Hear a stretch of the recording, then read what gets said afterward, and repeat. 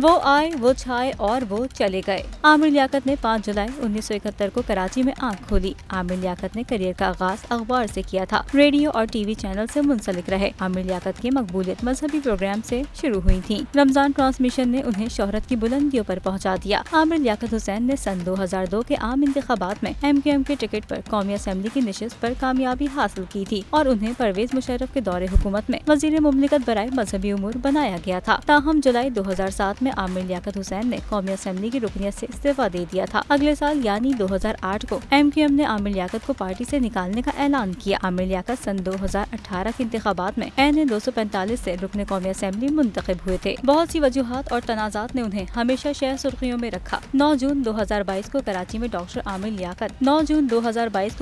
Doctor Aamir Liaquat Hussain अपने घर में मुर्दा हालत में पाए गए। उनकी मौत की खबर ने उनके सभी चाहने वालों को झंझोड़ के रख दिया था।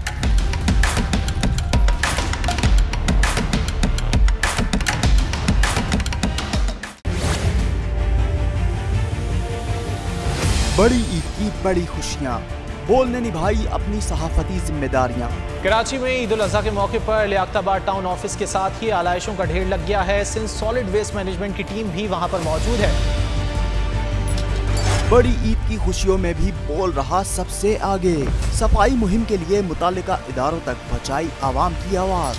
अगर मैं आपको दिखा दूं इस वक्त मनाजिर, तमाम गाड़ियाँ जो इस वक्त है यहाँ पर, तमाम जो कलेक्शन हैं, जितनी भी आलाइश है उनको यहाँ से उठाया जा रहा है और लम्हा बा लम्हा की खबर से रखा आवाम को आगाह। और में मुख्तलिफ मकामात पर आलाइशें जो है वो हमें सड़कों पर दिखाई दे रही थी, लेकिन उसके बाद जो LWMC है उनका अमला जो है वो उसके बाद फील्ड में निकला और उसके बाद आलाइशों को हटाने का सिलसिला जो है वो शुरू कर दिया गया।